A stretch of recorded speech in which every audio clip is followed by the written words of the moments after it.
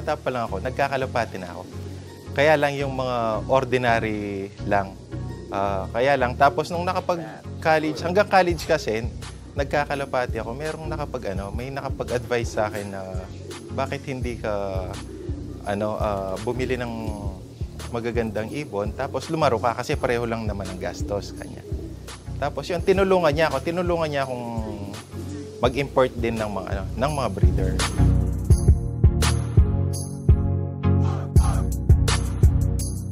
Bali, nung unang laro ko, yung unang-unang laban ko, baga talo talaga. Kaya lang nung second race, ayun, nakapag-overall naman na. Ang gamit ko, yung mga imported na tumulong sa akin na bumilis ng kalapate. Bali, ito yung favorite bloodline ko, yung Gabi. Siya talaga yung nagpo-produce sa akin ng mga winner.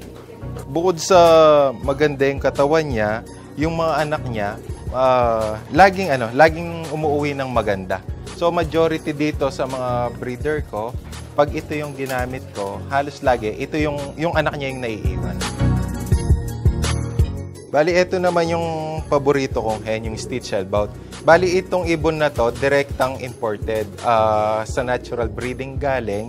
Ito mismo yung nag-produce ng overall champion dito sa Pampanga. Bali, itong breeders ko siguro nasa mga 17 cock, 17 hen, ganun. Dito sa baba, ito yung breaker ko. Bali, ito yung breaker ko. Pagka magbe-breed na ako, dito ko nilalagay sa mga breeder cage. Kung mapapansin nyo, isa-isa lang muna yan, mga cock, dahil piniprepare ko sila para sa breeding. Iuhuli ko nang ilalagay yung mga hen ko. Yung breaker kasi, kailangan yan dahil pag hindi mo binibreak yung mga ibon, kumbaga ma-overuse, hihina sila.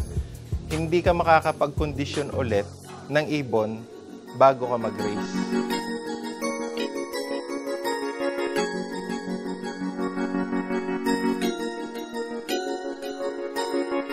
Yung conditioning sa breeder, bago i-breed, kailangan ma-flashing, kailangan yung mga deworm. Tapos, mga 5 days before breeding, susupplement siya ng mga vitamin E, ganun. Para pag i-prepare na, mataas yung fertility.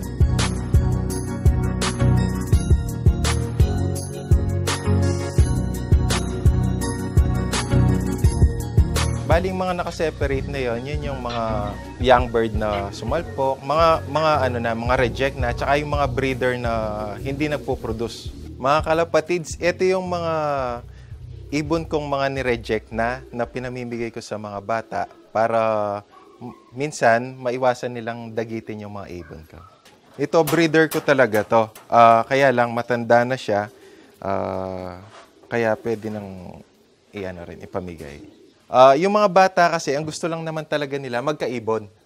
Para hindi na nila pag-interesan o para hindi na sila matutong mag-interest ng hindi kanila, bibigyan na lang. Sa mga breeders, kung wala rin naman race, plain water lang ako at saka grains.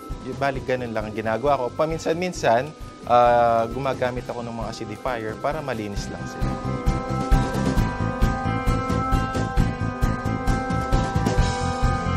Bali, ang PHA, matagal nang kilala talaga yan. Nagpatulong ako kay Boss Egayap na makapasok sa PHA.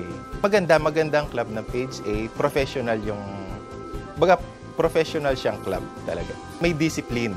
May discipline talaga pagdating sa PHA. Ang pagkakalapati kasi, hindi siya pwedeng basta na lang yung iwan mo na lang, tapos pag may oras ka, binabalikan. Kasi mga warrior yan, kailangan talagang i-kondisyon, lalo na yung mga flyer. Laging tinitignan kung okay ba yung kondisyon nila o meron kang kailangan gamutin. Dahil pag hindi mo ginawa yon, possible na talagang matatalo ka sa karera.